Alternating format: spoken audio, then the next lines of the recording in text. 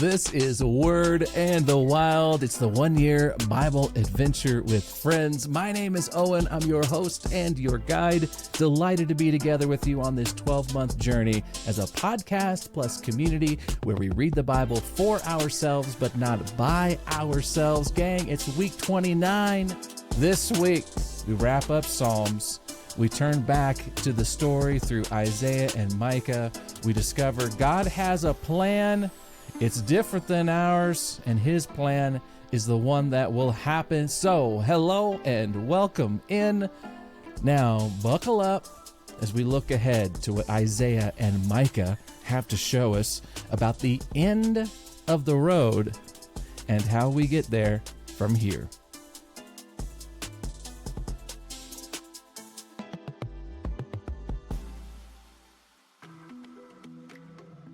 Well, yes, God has a plan.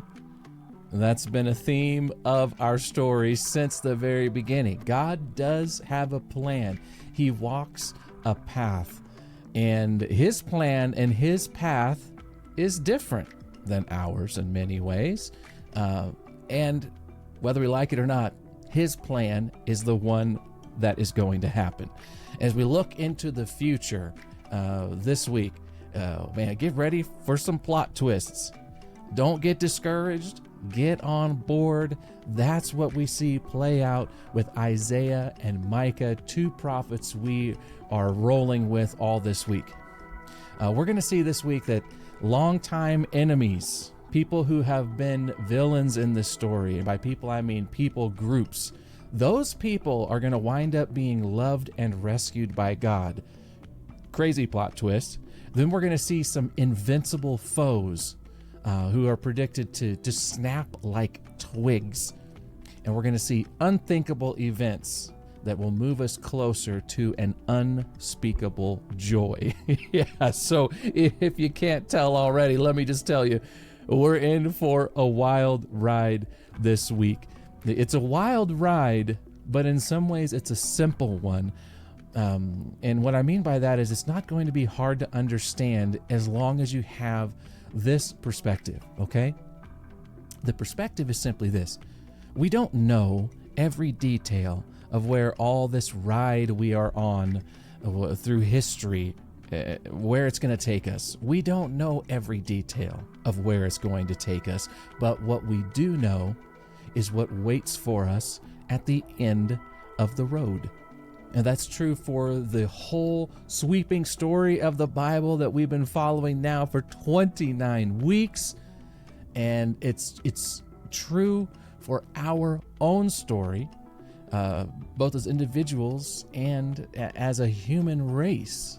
We don't know all the details, but we do know what waits for us at the end of the road. And you know, it's rare to be able to create a work of art. I mean, any kind of work of art. I'm talking about a song, a sculpture, a painting, I mean, a film, a book. I mean, you name it. Any kind of created work of art. It is so rare to create something like that that's relevant to every person, everyone. I mean, it almost never happens, but we're about to encounter two of those kind of rare creations this week as we walk through some of the works of Isaiah and Micah and what they have to say as the Lord gives them and guides them through the words to deliver.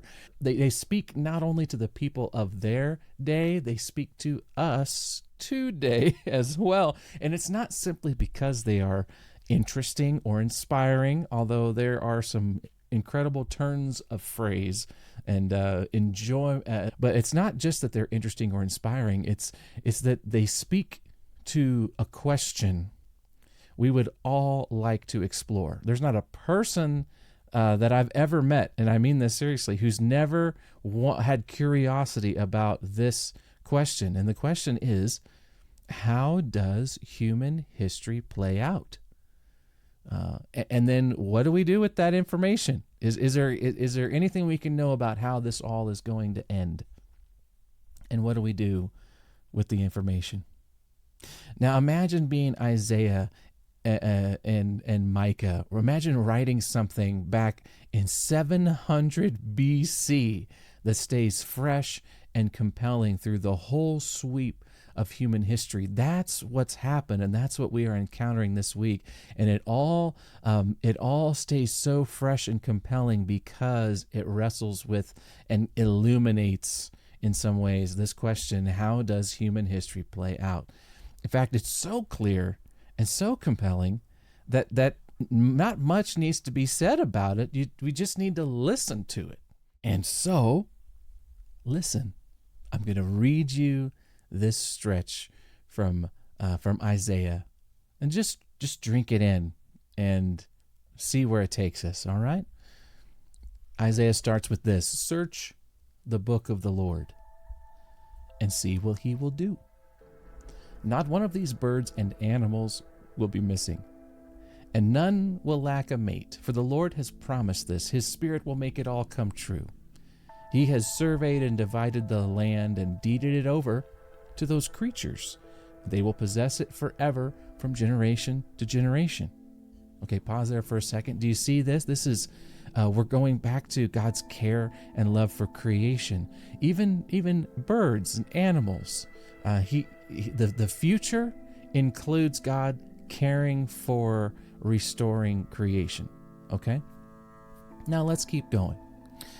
Even the wilderness and the desert will be glad in those days. The wasteland will rejoice and bloom with spring crocuses. Yes, there will be an abundance of flowers and singing and joy. And the deserts will become as green as the mountains of Lebanon, as lovely as Mount Carmel or the plains of Sharon. There the Lord will display his glory, the splendor of our God.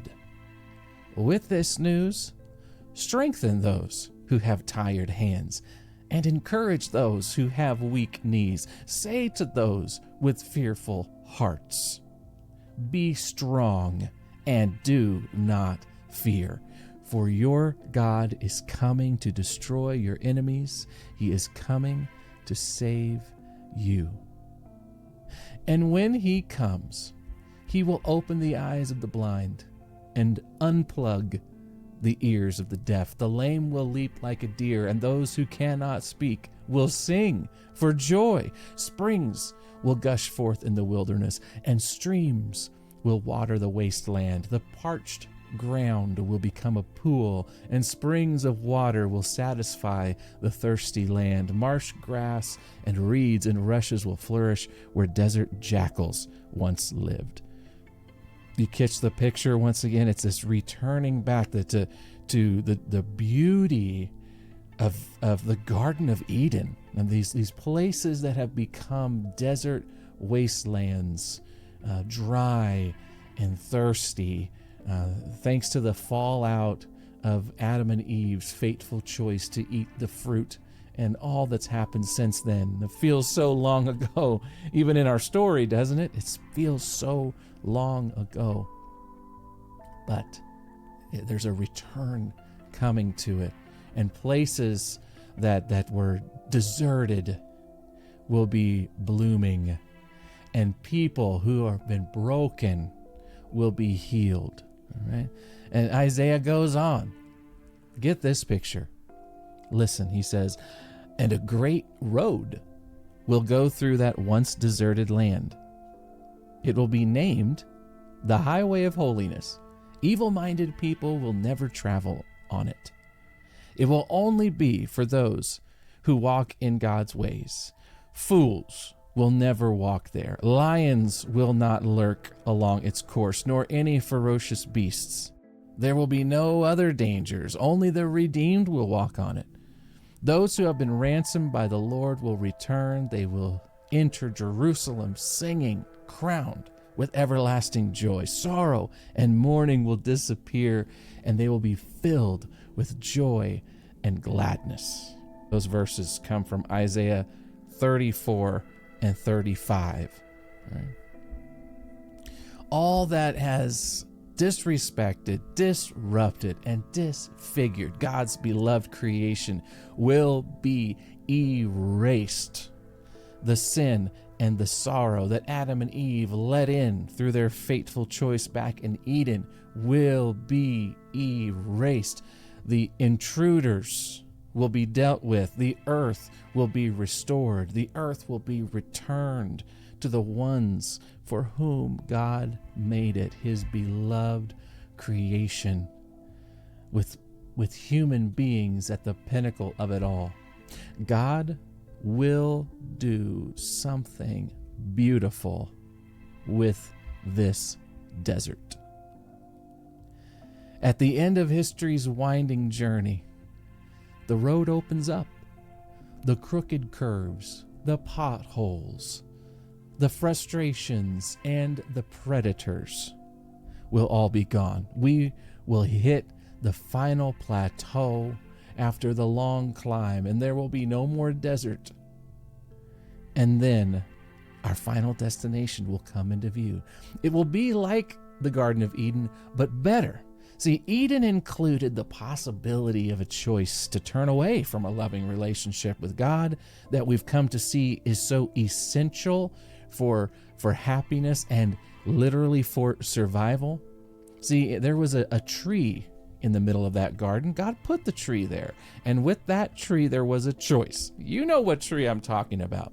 But here at the conclusion of our story, here at the end of the road, there won't be a garden with a tree that requires a choice in the middle of it. No, there's going to be a city with a throne in the middle of it. And there's a king on that throne. And there will be no challenge to his power. There will be no doubt about his goodness. And there will be no end to the joy of the citizens of that city. All the people God has redeemed. That is what lies ahead for us at the end of the road. And so as you explore this week, as you walk the journey this week, look through Isaiah, look through Micah, look for the intriguing clues we find along the way that describe what awaits for us there at the end of this road. Who will be there? What will it be like? There's some tantalizing little tidbits along the way for us this week. And make no mistake, as you watch it all unfold, there is only one way that this incredible future comes about, and it's the arrival of that king. Isaiah is very clear about this. For example, he says in Isaiah 33, he says, "Though the Lord is very great and lives in heaven, he will make Jerusalem his home of justice and righteousness. In that day, he will be your sure foundation, providing a rich store of salvation, wisdom, and knowledge. And the fear of the Lord will be your treasure." Again, that's Isaiah 33, 5 and 6. Isaiah and his people, they wait for that day, that moment. And I love that it's a day. There's a pivotal moment in time that we look forward to, that day when the Lord makes Jerusalem his home, and the stability and sanity that will come with it. Man, they wait for it. And that day is coming. Beautiful, beautiful day. But in the meantime, Isaiah and his people, well, that's where they live. They live in the meantime, the in-between time. And God gives them a look at what's ahead at the end of this road. But man, there are some long miles to walk between now and then. And that's true for us too, right? I mean, we also are in the meantime, and it is a mean time. It's hard living in this cruel world. And so when we see flashes of fury and anger coming from the Lord through Isaiah and his fellow prophet Micah this week, where we see predictions and warnings about what it will take to move history forward from the current state of affairs, both where they are in their time and place there, 700 BC, dealing with the Assyrians and the ones who are coming after and handling their troublesome neighbors. Well, they're going to see what it's going to take to move forward in God's plan, and we're going to see some of that too, because some of the things Isaiah and Micah talk about have yet to occur. They are future for us as well, and we're going to see that, man, there is some demolition work to be done and some dirt work to be done in preparation for that highway of holiness that Isaiah talks about. And what's the point of all this? That's the real question, right? Why spend so much time to paint the future in these vivid colors and the path that it's going to take us to get there? Well, why? The simple answer is they need to hear it. Isaiah and the people need to hear it. Micah and the people need to hear it, and we need to hear it too. We need the encouragement. Now, we get tired, don't we? We get tired. We look around at how bad things seem, and our knees buckle. Our anxious hearts pound in our chest. And we need to hear the story, the whole story, including the end. We need to hear the whole story again and again. That's what Isaiah said. Do you remember that? He said, with this news, what news? The news of the future arrival of God. Amen. Strengthen those who have tired hands, he said. Encourage those who have weak knees. Say to those with fearful hearts, be strong and do not fear. For your God is coming to destroy your enemies. He's coming to save you. There is an arrival ahead. There is a rescue. We need the encouragement, yes, and we need that cautionary reminder. The reminder simply to make sure you are a friend and a loyal subject of this coming king. Let's make sure that the God who is coming to bring salvation to his people and destruction to their enemies is truly your God and truly mine. And how do you do that? Well, Micah, the other prophet we're going to hear from this week, is so glad you asked. He has a response. It is deceptively simple. It is comprehensive. And he simply says in Micah chapter 6, verse 8, we're going to encounter it this week. He says, the Lord has told you what is good, and this is what he requires of you, to do what is right, to love mercy, and to walk humbly with your God. How do we respond to the future that awaits us? Walk with God. Love him and love who he loves. God's going somewhere. He's on the move. He's carving a path from the broken now to the beautiful city and the joyful future. And we are going to want to be there with him. So do what's right, love mercy, and walk humbly with him. And there we go, my friend. Let's saddle up and ride. We have an adventure ahead of us this week. I'd love to know, how is this 1 year Bible adventure going for you so far? Let me know. Let me hear from you. If you're not already part of the Word and the Wild Facebook group, search for it, join it, and say hello, or look for us on Insta. You can find us at thewild.us. And while you're at it, be sure you've subscribed to this podcast, Apple Podcasts, Spotify, YouTube, all the places. Word and the Wild. It's a 1 year Bible adventure with friends. I'm loving this, hoping you are as well. All you Word in the Wild Plus community members, man, thanks again for making this journey a reality and a possibility. Thanks for keeping me company. I hope I'm keeping you company too. I'll be seeing you out there in the wild this week. That's our private online community space. Everybody else, hey, don't be a stranger. Once again, subscribe, follow us on Facebook, and let's interact there. Word and the Wild is a Linehouse community.